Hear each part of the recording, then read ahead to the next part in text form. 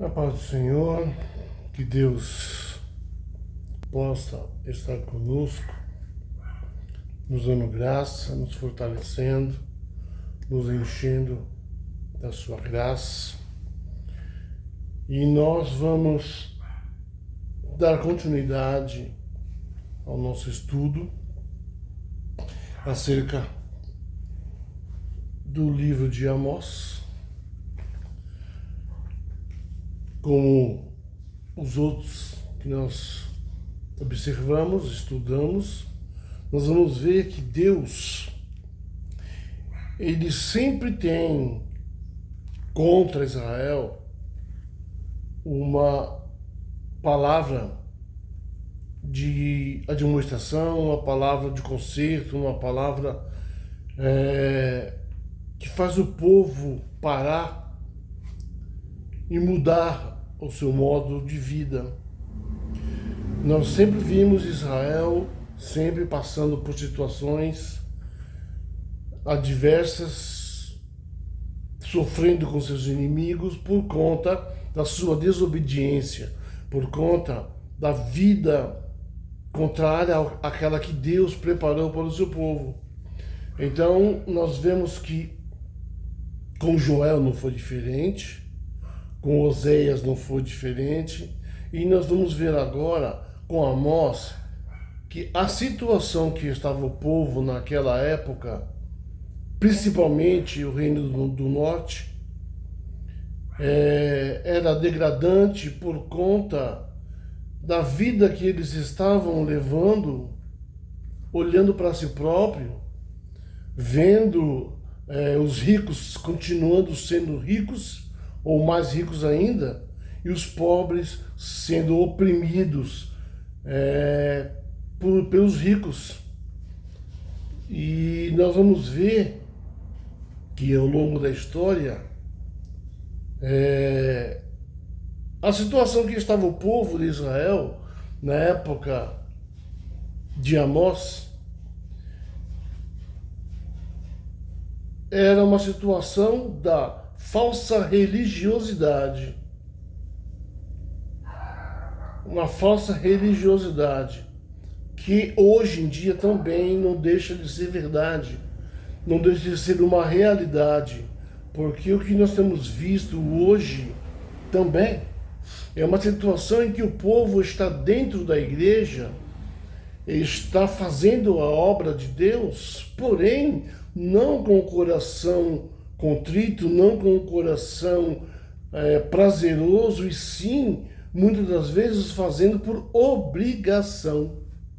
Fazendo para mostrar para o próximo, para o pastor, fazendo para mostrar para os outros o que ele está fazendo. Então, naquela época, os sacerdotes, os reis, os profetas daquela época, eles tinham a sua vida pautada na religião, sim.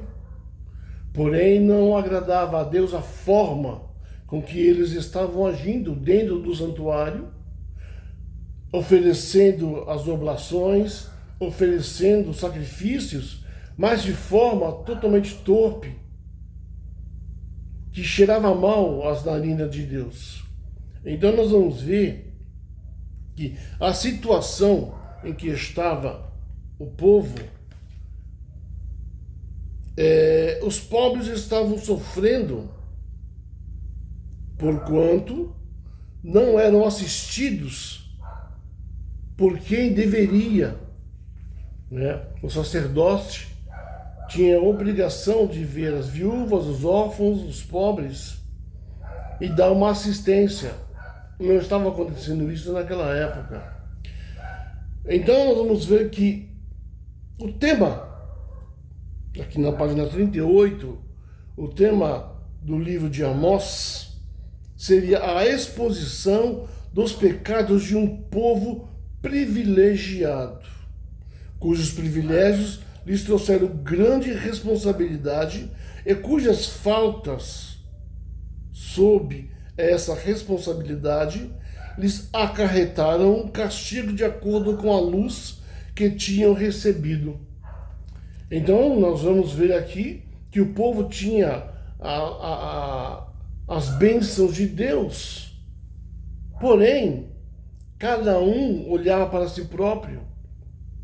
Os príncipes daquela época, os príncipes de cada tribo, não estavam preocupados com os súditos, não estavam preocupados com mais nada a não ser enriquecer.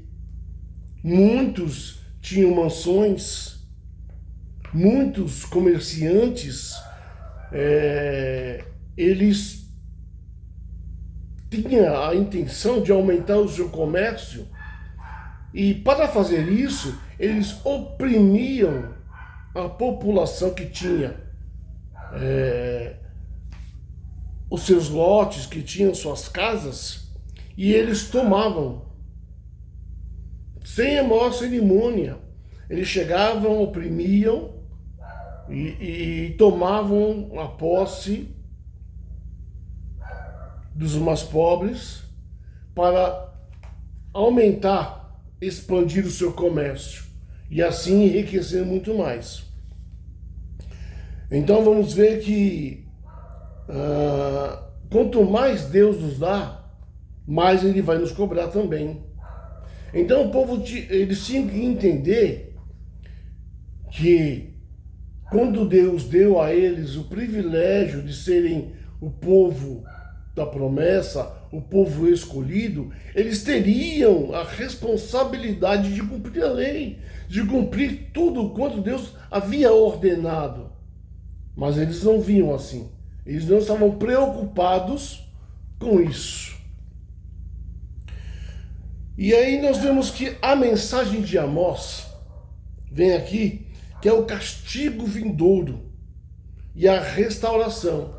Então veja aqui, Deus ele sempre dá o castigo, mas também em o povo se arrependendo, ele vai e restaura as feridas e faz o povo novamente prosperar.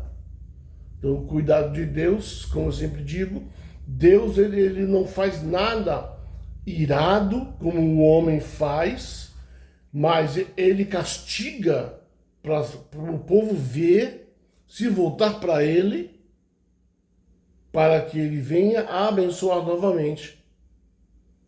Então, o cuidado de Deus é justamente isso. Muitas das vezes isso ocorre conosco também. Ele permite que alguma coisa venha nos abater, para que nós não venhamos a deixar a mensagem da cruz, a abandonar a fé e viver conforme este mundo. Então nós vamos observar que o quadro que estava ali ocorrendo, na página 39, que ele fala que havia a violência e a opressão aos pobres, negócios desonestos, mulheres mostravam-se tão cruéis e duras como os homens, suborno era frequente, a imoralidade florescia, os negociantes eram desonestos, os nobres se mostravam totalmente indiferentes com a situação do povo, não estavam preocupados. E as ordenanças exteriores do culto divino eram zelosamente observadas. Então veja que para mostrar para o povo, a parte de fora, né, a aparência, eles faziam tudo corretamente aos olhos do povo. Mas a intenção não era a mesma. A intenção não era de adorar a Deus. Eles estavam no legalismo, eles estavam na religiosidade. Que isso é um perigo muito grande quando nós começamos a partir para esse caminho da religiosidade. Vamos ao culto porque hoje tem culto. Hoje tem culto de ensino, tem a EBD, tem um culto à noite, então eu vou à igreja. Então eu estou sendo religioso, eu estou seguindo um protocolo. nada mais do que isso, um protocolo. Vou cantar os hinos da harpa, porque todo mundo canta, então eu vou cantar também. Se possível, eu vou levar minha oferta. Mas tudo isso é para seguir um protocolo, para mostrar que eu estou fazendo. E isso desagrada a Deus. Aqui fala que a mensagem profética de Amós mostra que em Israel havia a questão dos falsos santuários de Betel e Gilgal e corrupção moral que havia resultado em opressão social e em injustiça legal. Então veja que não havia justiça por parte do sacerdote, por parte dos homens da lei, não havia nenhuma justiça. A opressão estava ali patente, todos estavam vivendo, gemendo, por que não dizer assim? E vem como a corrupção moral. Né? Então, e quando se fala em corrupção moral, é algo muito ruim, muito decadente, porque a moral é você fazer o que é certo, porque é certo. Não fazer o que é certo para mostrar que você está fazendo. Isso é imoral. Então, quando fala da corrupção moral, ou seja, o suborno, como estavam os negociantes, os vendedores, então tudo isso é imoral, é corrompível. Então, os homens estavam levando a vida dessa forma, mostrando quem é que podia, quem é que mandava. E isso é algo que Deus reprova de todas as formas. E isso vem com o juízo da parte do Senhor nosso Deus. Nós vamos ver que Amós, ele viveu, ou teve o seu ministério no século VIII, onde havia, ele foi contemporâneo de Oséias e de Jonas. Ele foi no reinado de Jeroboão II, Uzias, Amazias. Então foram esses personagens que viveram na mesma época que Amós. E nós vamos ver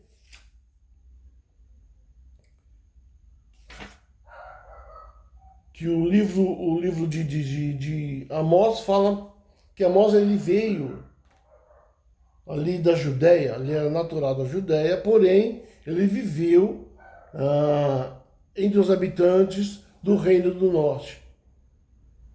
Ali que ele desenvolveu toda a sua vida e profetizou ali contra Israel, né? Jeroboão, ele foi um rei competente, ele foi um rei que administrou bem a parte social, comercial, ele expandiu a rota comercial, né, que o povo vivia disso. Então, ele foi competente nesse sentido, de fazer o povo, quando eu falo povo, é num termo generalizado, mas ele fez com que o comércio ele abrisse as portas. Então ele administrou bem, porque a cidade foi enriquecendo.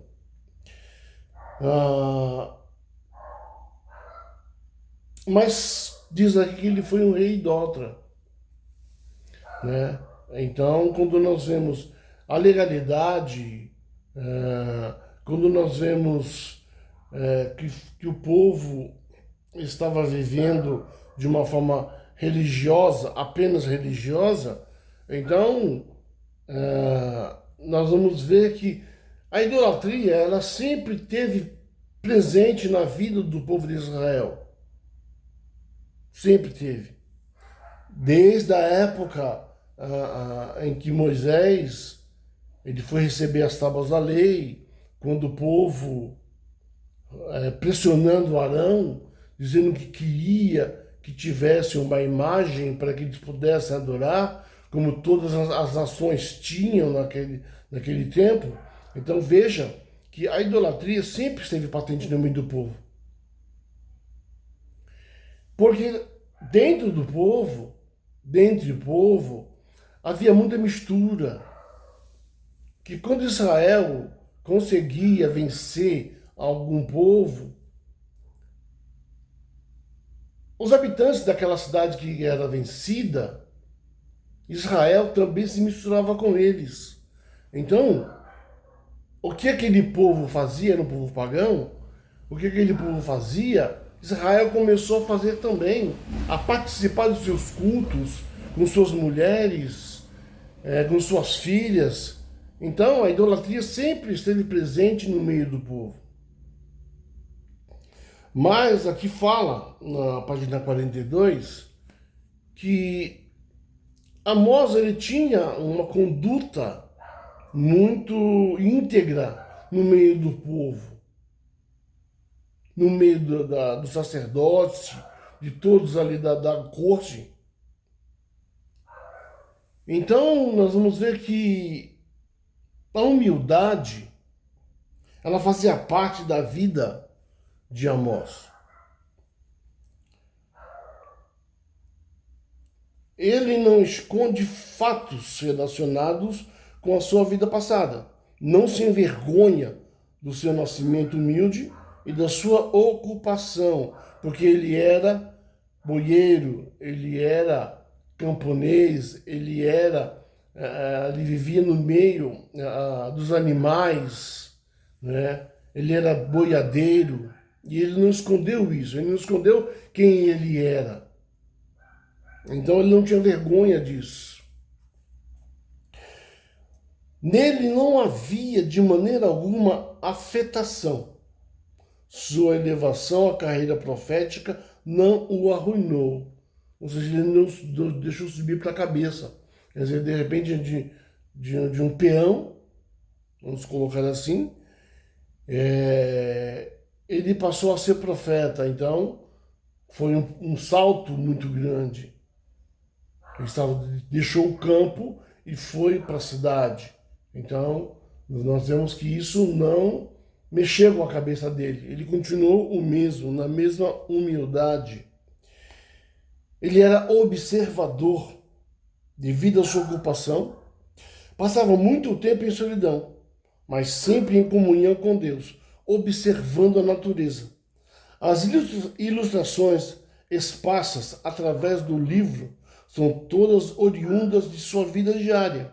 Assim, verifica-se sua visão perspicaz e a sua originalidade de sua mente. Ou seja, que ele observava muito, então os exemplos que ele trouxe para o povo foram coisas práticas, coisas que ele observava o que estava acontecendo. Então ele não estava simplesmente ali colocado para viver uma vida tranquila, não, ele estava ali para cumprir uma ordem de Deus. Então, sendo assim, ele observava todo o quadro em que o povo estava vivendo. Ele era sábio para interagir, coisa que nós devemos ser também. A sabedoria precisa estar presente na nossa vida, por quê? Porque há situações que muitas das vezes o adversário ele move contra nós, que se nós não tivermos habilidade, sabedoria para sair da situação, a gente se enrola. Paulo ele fala: quem milita boa milícia não se embaraça com negócios desta vida. Então veja que a preocupação que quando Paulo ele coloca isso, a gente não deve entrar em questões alheias sem necessidade. A gente não deve dar opiniões sem necessidade. Muitas das vezes nós queremos opinar numa situação em que nós não fomos chamados. E muitas das vezes isso nos causa embaraço. E aí a coisa fica ruim. Então ele era sábio para poder conversar com as pessoas, para saber colocar numa situação de forma que todos entendiam a sua verbalidade. Habilidade comunicativa. Chamava logo a atenção do povo, falando contra seus inimigos. Então, quando ele apontava alguém, ele apontava com propriedade, ele apontava sabendo o que estava falando, né? Ele sabia se comunicar. E a comunicação é algo importante para nós. Como se comunicar? Sem rispidez. Muitas das vezes nós queremos falar com alguém, mas a gente fala ríspido, a gente fala grosseiramente, e nós não podemos ser assim. Nós somos chamados para pregar o Evangelho, nós somos chamados para falar de Jesus, mas não tão agradável, que as pessoas queiram nos ouvir, não que as pessoas fujam de nós. Então a comunicação, ela é importante. Fidelidade à sua vocação.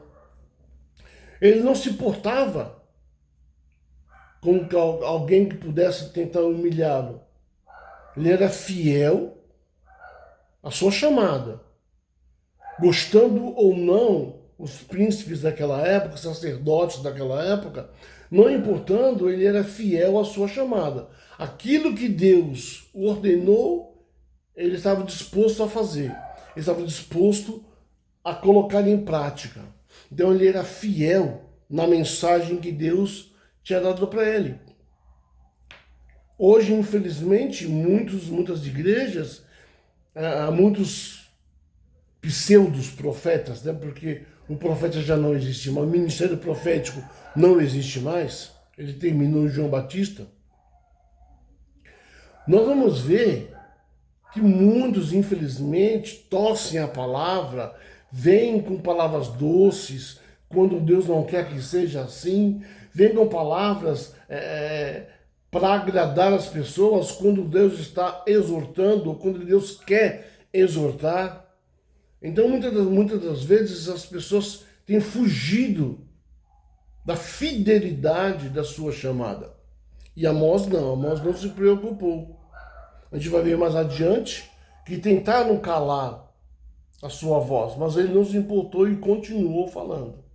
Isso é importante para nós, ter a convicção da nossa chamada, e gostando ou não gostando, nós devemos ser autênticos. Constância no ministério. Ele recusou deixar a mensagem de Deus, tinha o seu olhar fixo no mestre. Então, ele sendo fiel, ele era constante no seu ministério. Ele não era aquele profeta que falava bem agora e de repente, já no segundo momento, ele vem e ameaça. Ou vem com uma mensagem contraditória. Quando fala na constância, é sempre a mesma coisa. A palavra dele é assim, sim, não, não. Então ele é sempre constante no seu ministério, sabendo que Deus o chamou. Mensageiro divino. Sempre usou, assim diz o Senhor. Mensagem direta de Deus apropriada àquele povo que deixara seu Deus. Então é interessante, né, quando a gente vê, e veio a mim a palavra do Senhor dizendo, assim diz o Senhor. Por quê? Porque não era ele que dizia, a palavra não era dele. Então ele já vinha com a mensagem dizendo, assim diz o Senhor. Então se não gostaram, falem com o Senhor. Murmurem do Senhor. Porque eu vim aqui como mensageiro de Deus. Então, a nossa vocação tem que ser essa também. A certeza tem que ser essa também, de que nós somos mensageiros de Deus. E sendo mensageiros, a mensagem tem que ser autêntica. A mensagem tem que ser da forma que o remetente enviou. Então eu não posso levar uma mensagem a uma igreja que eu acho boa. Essa mensagem eu acho boa. Não, eu tenho que enviar a mensagem da forma que Deus colocar no meu coração, da forma que Deus me mandar falar. Se é uma palavra de exortação, vai vir exortação. Do começo ao fim, eu não posso desviar do objetivo, porque a mensagem não é minha, a mensagem é de Deus. Sendo assim, eu como mensageiro, eu tenho que ser obediente àquilo a que Deus me mandou falar. Não é fácil você exortar? Não.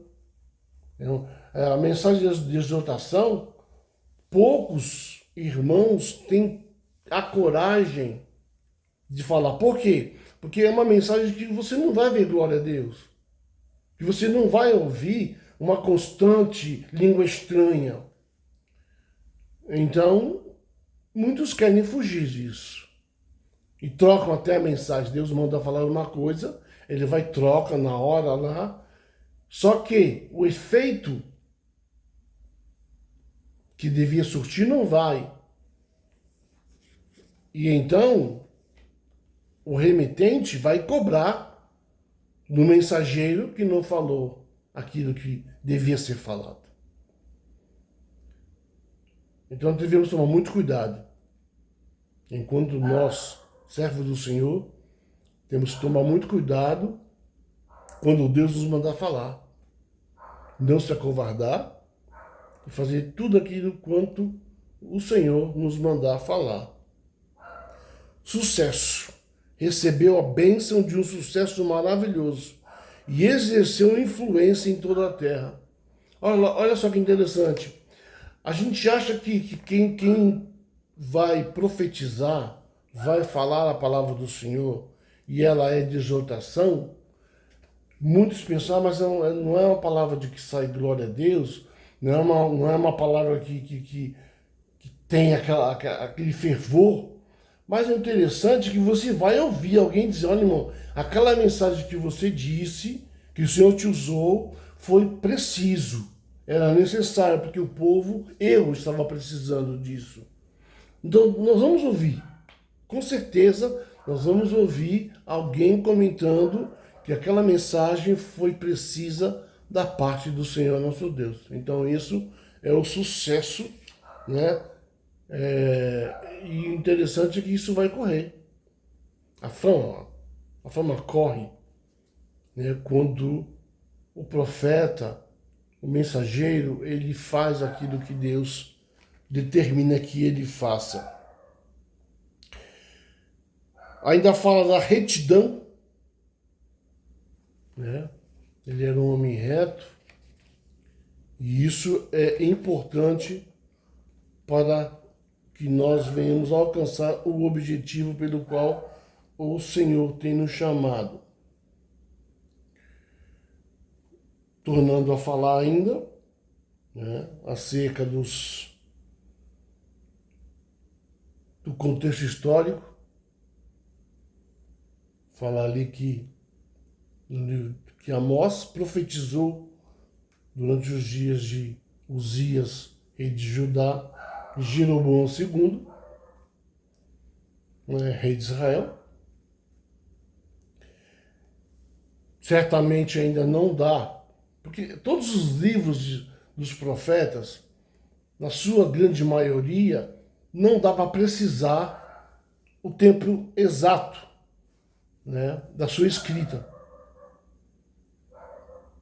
Se coloca ali mais ou menos 700 a 800, alguma coisa nesse sentido, mas não dá para precisar o tempo exato em que esses profetas profetizaram. Ainda fala aqui acerca de uma referência a um terremoto que houve no tempo de Amós, em que Zacarias também fala sobre esse terremoto que ocorreu, mas também não se fala muito, mas se entende que foi um fato importante, porque Zacarias ele também comentou sobre isso em seu livro, Um Grande Terremoto que Houve. Né? Então, nós vamos ver aqui,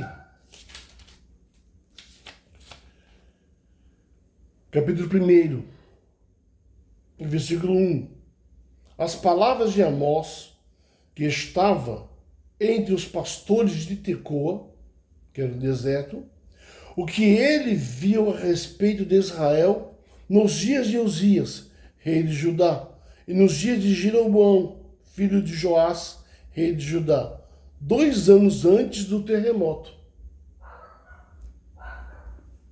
Então, pouco se fala sobre isso, mas entende-se que foi um episódio importante, que fala 2 anos antes desse terremoto. E Zacarias também mencionou esse fato.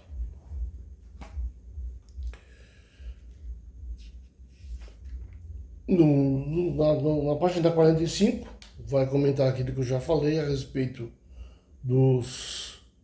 das ações dos ricos daquela época, da sua prosperidade e a pobreza do povo. Sobre o santuário que havia em Betel e Gilgal também, que eram os principais santuários falsos que havia naquela época, dizendo que havia superstições e imoralidade, tomando o lugar da piedade e da sinceridade, onde fala que havia, talvez estivessem apinhados de adoradores, mas Deus não te achava presente. Né? Então voltamos a mencionar novamente, né, o cuidado da gente não ser religioso. Queremos estar na igreja, então vamos estar na igreja. Vamos estar louvando a Deus, vamos estar adorando a Deus. Né? Quando o Senhor fala dos verdadeiros adoradores, é justamente isso. É quando você quer estar na igreja, mesmo que se você chegue no final do culto, alguns minutos, e você pega uma parte da palavra, uma parte do louvor, mas você quer estar ali, você peleja com o tempo para estar ali. Então, isso é um verdadeiro adorador. É querer estar na casa do Senhor.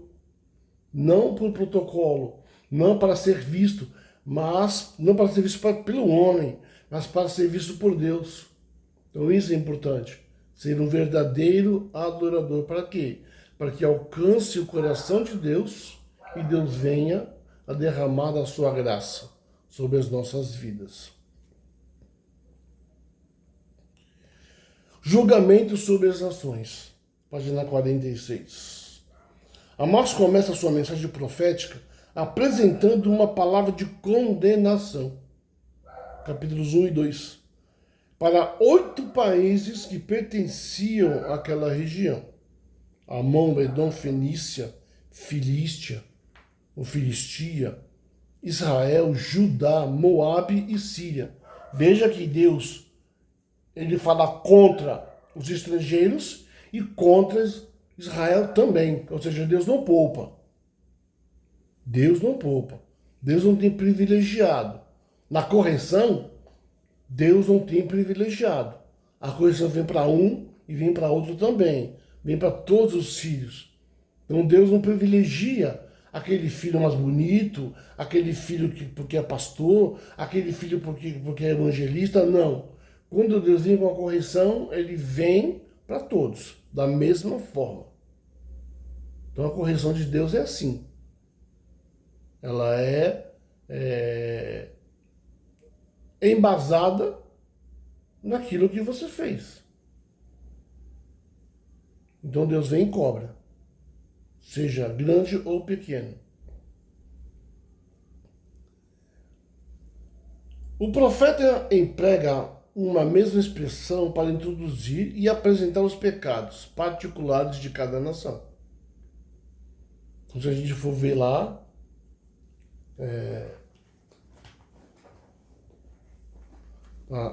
o pesar da mão de Deus, ele vem falando Um dos pontos que é interessante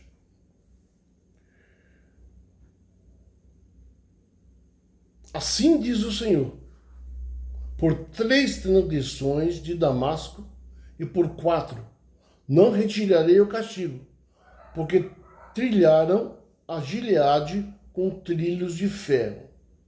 Por isso porei fogo à casa de Azael, e ele consumirá os palácios de Ben-Hadad. Então veja que Deus já vem apontando porque ele está admoestando, corrigindo aquela nação.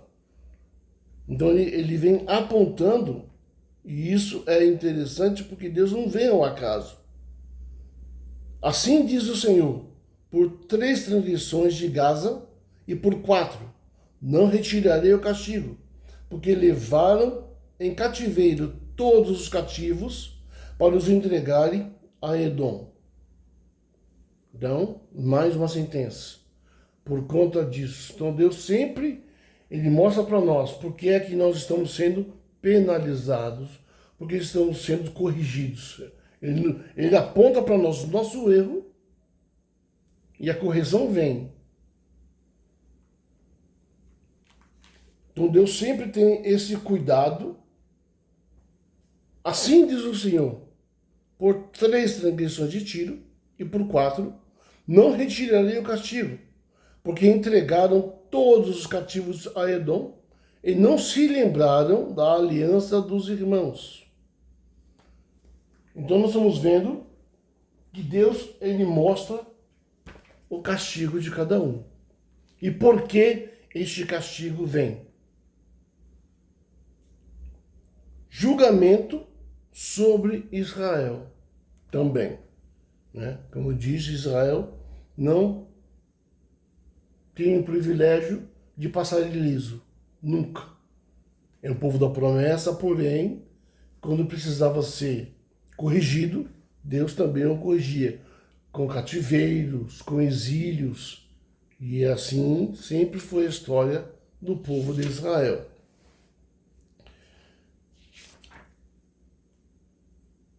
Aqui vem o quadro, né, dos julgamentos de Israel, capítulo do 3 ao capítulo 9, Deus vem discorrendo os castigos em cima das suas razões.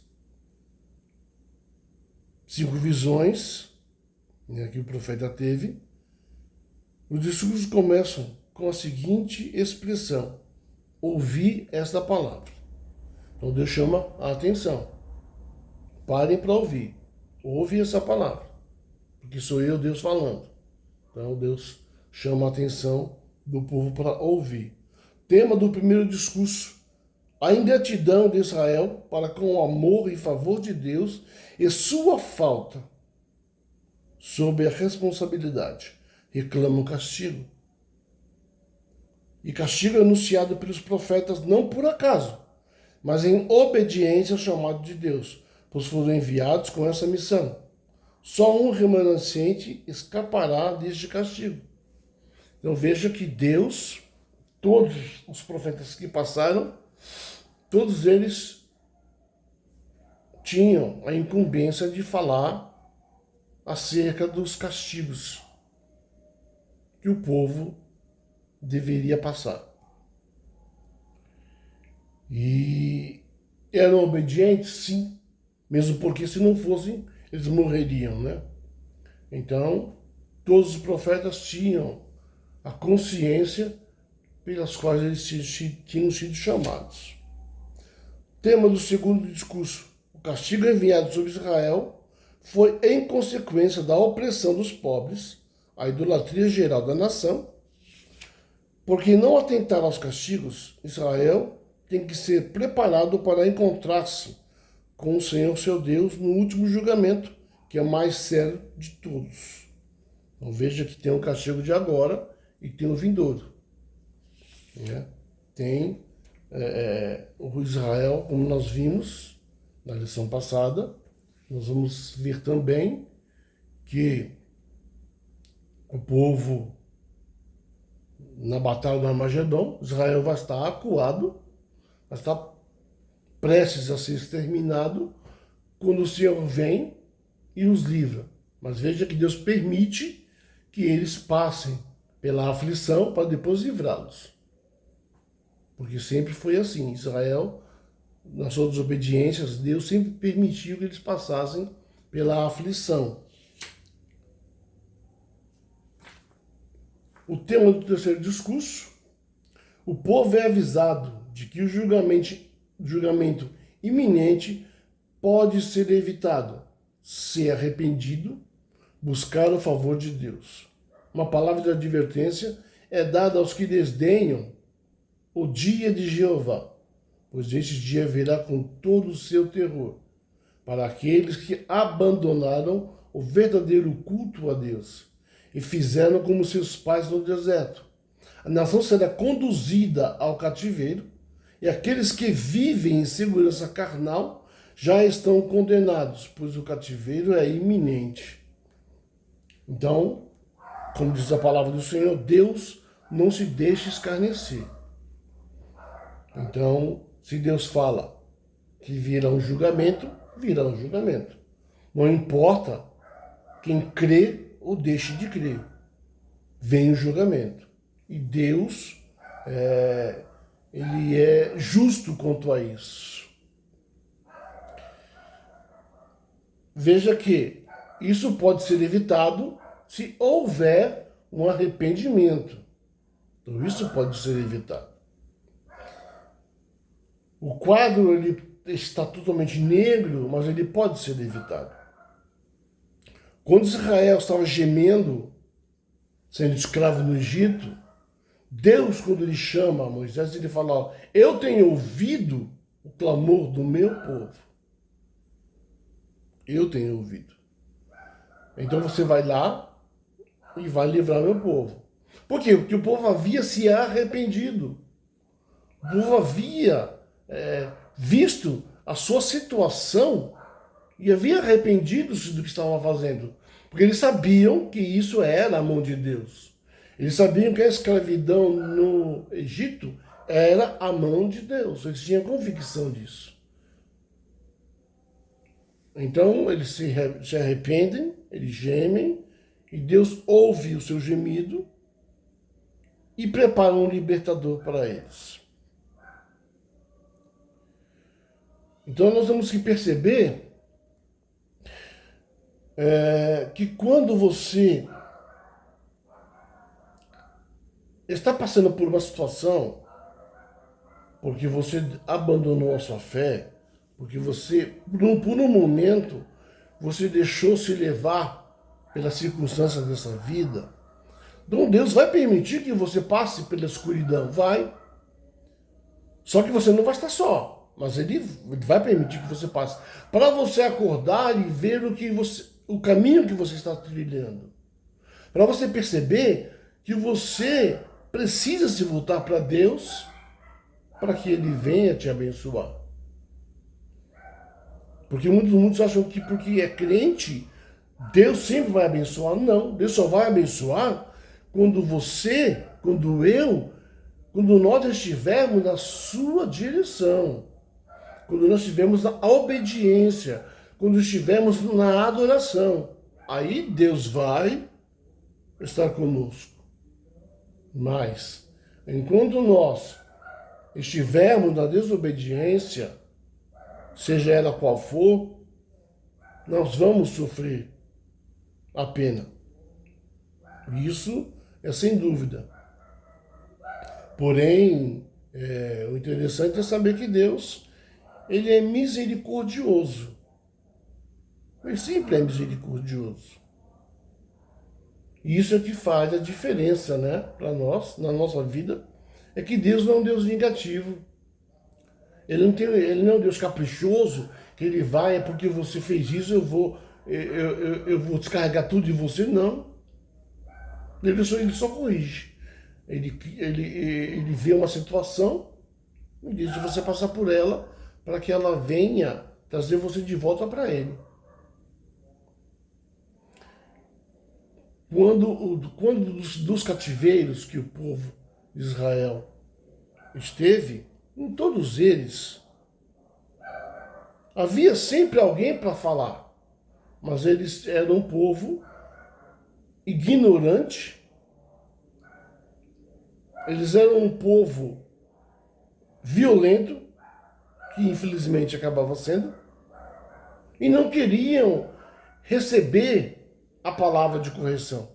Então Deus permitia que o inimigo viesse, tomasse eles como escravos, e aí eles iam para o cativeiro, iam para o exílio, até que se passasse um tempo do arrependimento. Vindo do arrependimento, Deus vinha com a libertação para o seu povo. A visão dos gafanhotos. De acordo com o contexto imediato e o contexto histórico, os gafanhotos são símbolos dos assírios que constantemente saqueavam Israel. Pela intercessão do profeta, Jeová promete que Israel não será completamente destruído. Então veja, você cultiva uma terra, você prepara essa terra, e quando você vai colher, o teu inimigo vem e toma tudo.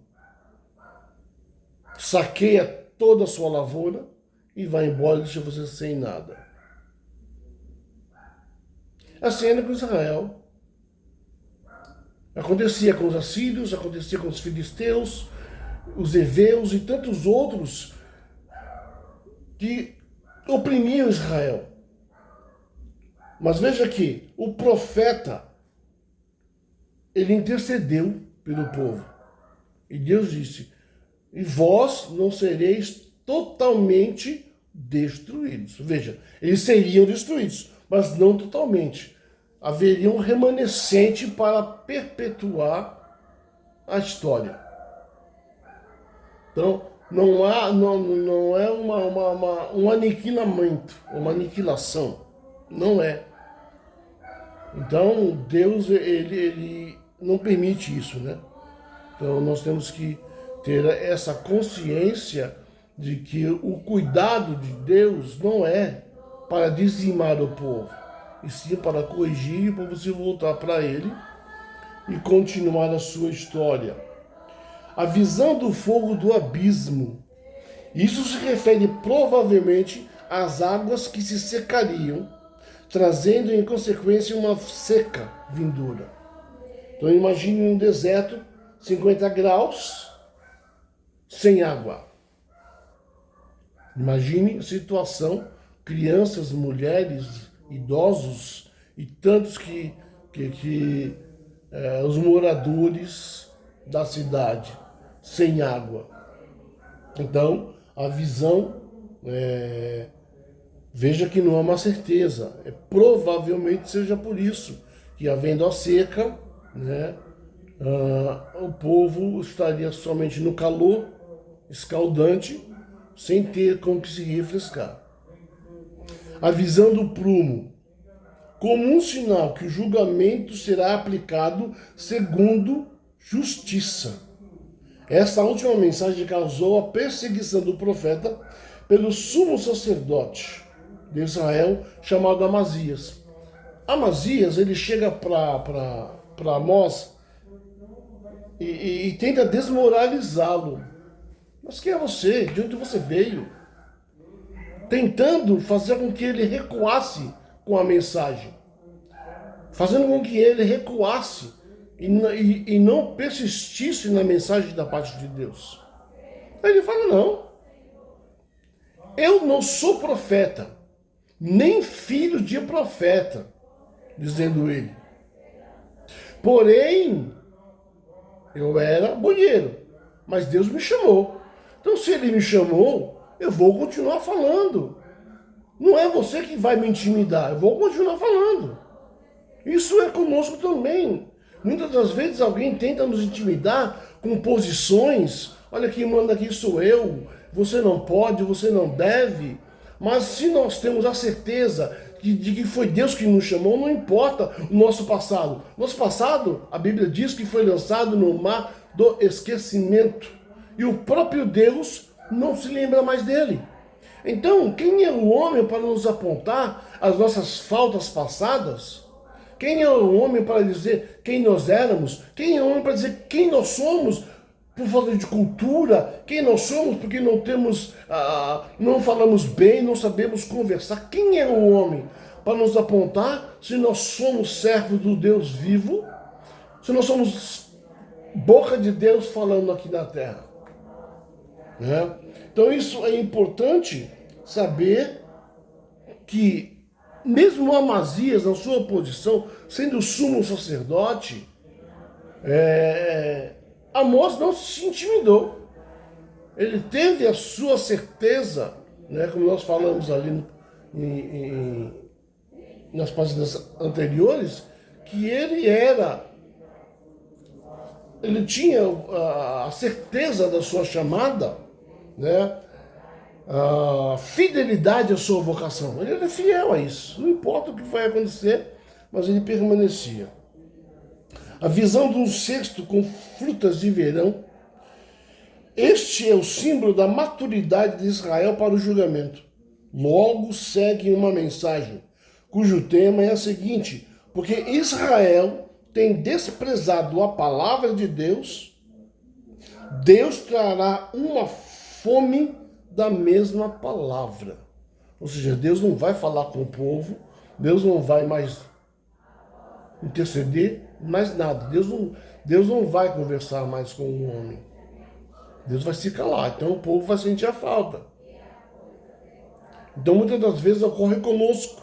A gente passa pelo farol vermelho numa situação em que desagrada a Deus e nós oramos e Deus não responde. Vamos ao culto, Deus não fala conosco. Nós vamos de repente em vigílias, vamos em tantos locais, mas Deus não fala conosco. Por quê? Vem a fome da palavra e Deus não fala conosco. Para a gente poder sentir isso. Para a gente poder saber que Deus, Ele é Deus. Ele é Deus, Ele é nosso Deus. Então, Ele permanece o mesmo no seu juízo. Visão do altar, visão do Senhor sobre o altar. Vê-se o Senhor ordenando o início do julgamento sobre o povo de Israel. Então Deus, no seu trono, mostrando que Ele é Deus, que Ele está no controle, que Ele está no comando, que é Ele quem julga, que é Ele quem fala, e o povo tem que se calar mediante a sua mensagem. Restauração de Israel. Vem a mensagem profética de restauração. Para Israel é uma prova de misericórdia e do amor de Deus para com este povo. Podemos aprender lições importantes com esse conteúdo temático. Vejamos algumas lições. A dispersão pode ser vista como uma oportunidade para o aperfeiçoamento e a purificação de Israel. Ou seja, Deus usa o teu erro para te transformar, para te modificar, para te fazer chegar mais perto dele. Deus usa a situação para modificar a você e a sua forma de pensar. Uma vez purificada, a nação de Israel estará em condições para reinar segundo o propósito divino. Neste caso, o reino davídico estabelecer-se-á de novo, depois desses fatos a se realizarem. A bênção do Senhor requer que o povo tenha comunhão com o Criador. Nesse caso, a nação de Israel será a cabeça das nações quando voltar e viver em comunhão com Deus. A terra da Palestina prosperará e Israel a herdará para sempre. Então veja que para ser abençoado requer uma comunhão com quem? Com Deus, o nosso Criador. Então tudo tem que ocorrer sendo assim. Para que Deus ele venha nos abençoar, nós temos que ser obedientes à sua palavra, tendo uma comunhão íntima com Ele, sabendo que é Ele que nos manda falar, não importando a circunstância, não importando quem esteja no nosso caminho, que seja para ouvir a mensagem, nós devemos ter essa comunhão com Deus. Amém? Então que Deus permaneça conosco, nos fortalecendo, nos enchendo da sua graça, para que possamos estar prontos para ser um canal de bênção na mão de Deus, né? Para que possamos desfrutar das maravilhas do Senhor, nosso Deus, de acordo com sua comunhão, de acordo com sua vontade, né? E que nós sejamos verdadeiramente adoradores e não religiosos, adoradores em espírito e em verdade. Que Deus permaneça com cada um de nós, em nome do Senhor Jesus.